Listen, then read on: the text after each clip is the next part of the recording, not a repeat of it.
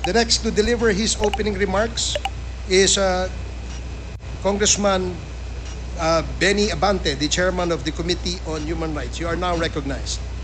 Maraming salamat po, Mr. Chair.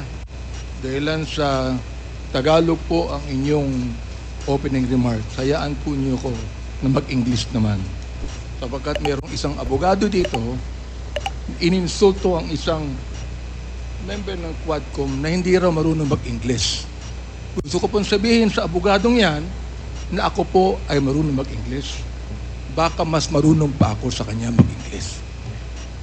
Ito po ang opening remarks ko sa ating Senior Deputy Speaker, sa ating Deputy Speaker, sa aking mga co-chairs, ladies and gentlemen, colleagues, at mga kababayan. Today marks a significant development in our ongoing inquiry. Gusto ko yung abogado natin na nang insulto dito sa isang member natin dito, makinig na mabuti at i-correct niya ang English ko nung kinakailangan. For the first time, former President Rodrigo Duterte will appear before this committee to answer questions posed by his members. I would like to begin by thanking him for his presence. Thank you, Mr. President, for coming here. Rest assured po that Congress recognizes your role as our former president, and we will extend to you the respect that the position deserves. Maraming salamat po. Respect, but not deference, Mr. Chairman. However, my friends, colleagues, let me draw a clear line here. While we should be respectful, we cannot be differential. Mga kababayan, watching today with us, it is important to stress that respect and deference are two different things. It is vital that we, as representatives of the people, remember that distinction, because our ultimate allegiance is not to any one individual, no matter how high their office. We answer to a power greater than any president. We answer to the Filipino people and to God. As Scripture reminds us in Romans 10:3, and I quote, "Since they did not know the righteousness of God and sought to establish their own, they did not submit to God's righteousness." Our fidelity belongs to the Lord alone. Our mission is to seek the truth, and we shall not be swayed from that path. As we have said time and time again, we have organized this inquiry with a solemn purpose to recommend avenues for justice to be served, seek accountability, and uncover the truth as we adhere to the rules of inquiries in aid of legislation. And inherent to this is our moral obligation to stop the vicious cycle of extrajudicial killings against our people who cannot defend themselves, to stop the blatant violations of our Constitution and our laws by scheming individuals and criminal syndicates, and to abate the social menace of illegal drugs. It is our sincere hope that the former president's presence here today will aid this objective, not hinder it.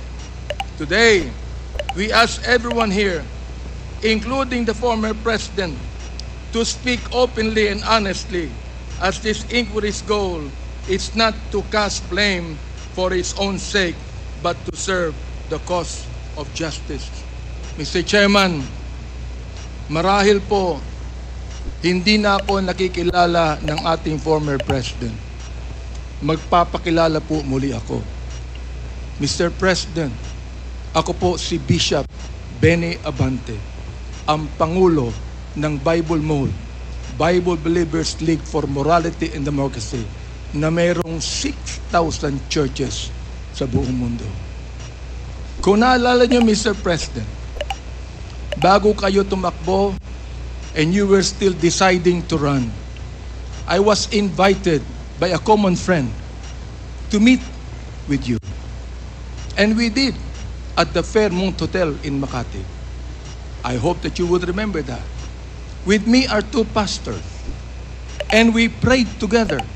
I prayed for you, asking the Lord to give you the right decision to run for the presidency. I do not know you from Adam, Mr. President. But I believe in your cause. I believe in your plan. And because of this, Mr. President, I work hard to campaign for you. Many of the pastors of the Baptist community voted for you. Gusto ko pong marinig ito ng mga DDS trolls at DDS vloggers na tumitira sa amin at sinisira ang aking reputasyon. Gusto kong sabihin sa kanila, ilang boto ba ang ibinigay nyo kay former President? Ako po, Mr. President, libo-libong boto ang binigay namin sa inyo. Nagpasalamat ba kayo sa akin? Hindi. Nilapitan niyo po ba ako? Hindi. Mabuti pa, Senator Bongo, Mr. President, nagpunta sa aking simbahan at nagpasalamat sapagkat sinuportahan namin kayo at siya, Mr. President. Now, gusto kong sabihin po dito sa Quadcom na ito, ako ba'y lumapit sa inyo para humingi ng pabor? Hindi po. Ako ba'y lumapit sa inyo para magrekomenda ng justice, magrekomenda ng general, magrekomenda ng cabinet secretary? Hindi po. Hindi ako nagpunta ng Malacanang nung kayo nanunungkulan sa loob ng 6 na taon. Isang beses lang. Ako po ay nagsabi kay Senator Bongo, kung maaari na makapag-usap po tayo. Pumayag po siya. At nag-usap po tayo, if you would remember that, Mr. President. Nag-usap tayo confidentially. Ano pong ginawa ko? Binuksan ko po ang Biblia. Ipinakita ko sa inyo na walang ibang tagapagligtas kundi ang Panginoong Jesucristo. Ipinakita ko sa inyo ang maaaring magbago ng buhay natin, walang iba kundi ang ating Panginoon. Sinabi ko sa inyo ang nakalagay sa John 3:16, for God so loved the world that He gave His only begotten Son, that whosoever believeth in Him should not perish, but have everlasting life. Binantayan ko ang inyong panunungkulan. Nakita ko na maganda ang plano nyo. Nakita ko po, Mr. Chair, na ayaw ng Pangulo na itong bansang Pilipinas mahulog sa kamay ng mga drug lords at drug traffickers. Maraming salamat po sa inyo. Nagsimula kayo ng war on drugs. Kami mga kapastoran, believe po sa inyo, sa inyong ginawa. Sabi nyo, 6 months lang, kaya nyong tapusin ang war on drugs na ito. Inabot po kayo ng 6 na taon. Hanggang ngayon, meron po tayong war on drugs. Hindi po namin nakalain, Mr. President, na sa war on drugs na yan, mamamatay ang more than 30,000, Mr. President. Hindi ko akalain na more than 7,000 na mga drug pushers ang mamamatay sa kamay ng mga kapulisan at sa kamay ng mga riding in tandem. At sinabi po ng ating ibang kapulisan, at gusto kong sabihin, hindi po lahat ng kapulisan, sapagkat ang karamihan po ng ating kapulisan, mga mabuting tao, at nais protektahan ang bansang ito. Pero, ang ilang mga pulis pumatay po. At dito nag-testify ang ilan na merong reward system na inyong itinanggi nung kayo ay nag-testify under oath doon sa Senado. Ngayon po, bilang bishop po ng Bible Mode, hindi ko akalain na kinakailangan pumatay tayo ng more than 30,000 people para masugpo po ang drugs sa atin. Aba, Mr. Chair, talo pa natin ang Mexico. Sapagkat ng Mexico, nakita ko wala pang 10,000 namatay. Talo pa natin ng Colombia. Naging killing fields po ang Pilipinas nung panahon ninyo, nung kayo nanunungkulan. Naniniwala po kami na dapat hindi manatili ang drugs dito sa ating lipunan. Subalit, hindi po ako naniniwala na dapat tayong pumatay ng more than 30,000 people. Dahilan dito, pinatay si Kian Alejandro. Ano ang kasalanan niya? Pinatay ang isang 3-year-old na bata na nahagip ng stray bullet dahilan pumatay sa isang drug pusher. Pinatay ang 9-year-old na bata doon sa Caloocan, Mr. President, Mr. Chair. Ang kanyang bala ay nandun pa sa kanyang katawan nang siya'y nilibing. Subalit anong sabi ng funeral service? Siya po'y namatay dahil sa pneumonia. Pinatay po ang isang driver ng tricycle driver sapagkat sinakay niya ang isang drug pusher. Yung drug pusher pinatay, pero yung driver ng tricycle pinatay din, Mr. President. Hindi niyo po alam to. Hindi niyo po alam to. Ngayon, meron pong isa dahil sa tokhang kumatok sa isang pintuan, hinanap ang isang taong nangangalampilo na isang drug pusher. Hindi nakita. Pinatay. Yung pinagtanungan. Yung pilo, buhay pa, Mr. President, Mr. Chair. At naglalako pa, palagay ko, ng drugs ngayon. Hindi ko po maintindihan to. Hindi ko po maunawaan kung bakit ganon. Samantalang sinuportahan kayo ng maraming pastor ng Baptist community. Ang ilang mga kapastoran po nandito at ilang mga pastor namin nanonood ngayon at pinapakinggan ang aking tinig, Mr. Chair. Ako po ay binabas araw-araw ng mga bashers ng DDS troll, ng DDS vloggers. Minumura itong taong ito. Sinisira ang aking reputasyon. Minumura po ako ng katulad ng inyong pagmumura, Mr. President. Hindi ko akalain kung bakit gagawin nila yan. Ang tanong ko, ilang boto ba ang ibinigay ng mga DDS vloggers sa inyo? Gusto kong sabihin sa inyo, I can testify on this, na libu-libong boto ang nakuha nyo sa Baptist community at hindi ako humiling ng anumang pabor sa inyo, Mr. President. In fact, kung naalala nyo, Mr. President, sinabi ko kay Senator Bongo na nais kitang imbitahan sa aming selebrasyon ng National Baptist Day, Mr. President.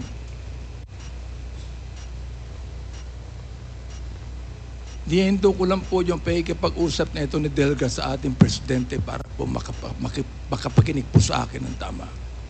Inimbitahan ko kayo. Nagpunta ho kayo, Mr. President. Doon po sa SMX, nakita nyo ang 7,000 na mga Baptist leaders na nakinig po sa inyo. Sa inyong speech, Mr. President. Oo.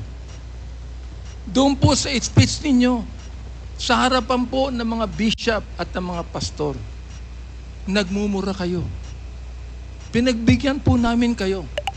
Kahit na hindi maganda sa amin makarinig ng mura, pinagbigyan po namin kayo dahil kayo ang Pangulo at dapat namin kayong irespeto, Mr. President. Andito ho ako, nakaupo sa harapan nyo.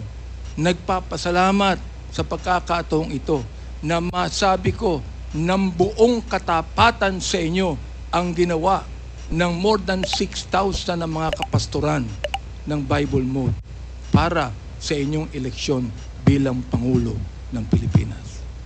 Nung akin pong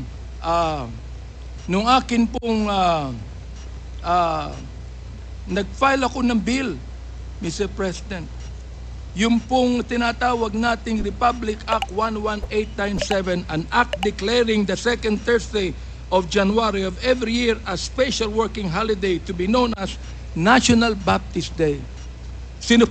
Sinuportahan po ito ng lahat ng mga congressman. Sinuportahan po ito ng lahat ng mga senador. Okay. At nilagay po sa inyong opisina. Pinirmahan nyo ba ang bill na yan? Hindi po.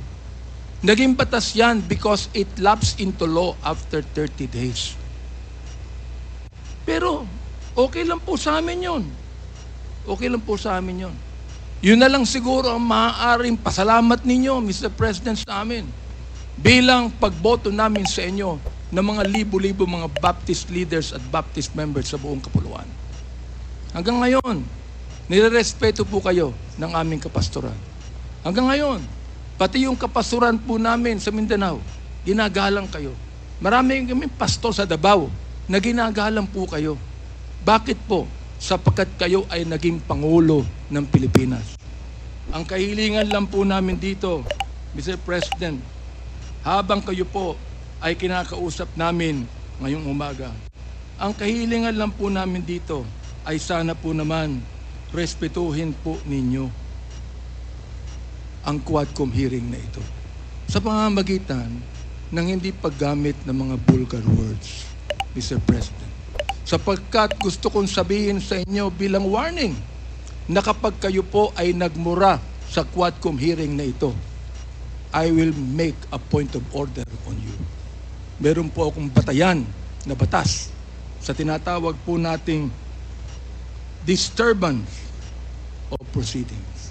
Gusto kong basahin doon po sa Psalms 109, 17 to 18 and 28. Hindi ko alam kung naniniwala kayo sa Diyos. Hindi ko alam kung naniniwala kayo sa Biblia. Samantalang sa isang pagkakataon, tinawag niyo ang Diyos na stupid, Mr. President. Tinanggap po namin yan sapagkat kayo Pangulo. Oo. At nagpapasalamat ako. Hanggang ngayon po, buhay pa kayo. Kahit na po tinawag niyo ang Diyos na isang stupido, Diyos. Oo. Hindi ko alam kung katanggap-tanggap yan sa lahat na mga nakikinig sa akin ngayong umaga. Pero ito po, gusto kong basahin sa inyo bilang isa rin namang warning. Sa wikang Tagalog, babasahin ko. Sapagkat iniisip niya, ang manumpa, ang magsabi ng masama, kaya darating niyaon sa kanya, sapagkat hindi siya nalugod sa pagpapala, kaya't malayo yaon sa kanya. Dahil binihisan niya ang sarili niya ng pagsabi ng masama o pagsumpa na gaya ng kanyang sariling damit, yaoy papasok sa kanyang kalooban na gaya ng tubig at gaya ng langit sa kanyang mga buto. Hayaang sumumpa sila. Hayaang sila ay magmura. Ngunit magpala ka. Ang kahilingan po namin ngayon, Mr. President, sana po, imbis na mura ang marinig namin sa inyo, sana po, bigyan nyo kami ng pagpapala sa Quadcom na ito. Sapagkat hindi personalidad ang tinutukoy namin dito. Ang tinutukoy po natin ito, issue na kinakailangan po natin tuldukan sapagkat ito po'y kailangan ng ating bayan. Kapag sila'y bumangon, sila'y mapapahiya, ngunit ang iyong lingkod ay magagala. Yan po ang sinabi sa Salmo, Mr. Chair, Mr. President. Salamat po sapagkat hinayaan niyo ako na magsabi sa inyo ng buong katapatan na walang halong anumang pagkukunwari, Mr. President. Ginagalong ko pa rin po kayo. Hindi po dahilan ay kayo, kundi dahilan sa minsan naging Pangulo kayo ng Pilipinas. Kaya nga po ang aking opening remarks is what? Respect, not deference. We are not here to give you obeisance. We are not here to give you obedience. We are not here to submit to you. We are here as equal members of this House, Mr. President, Mr. Former President. You are now a private citizen. And I hope and pray that you would give us equal respect as we give you equal respect.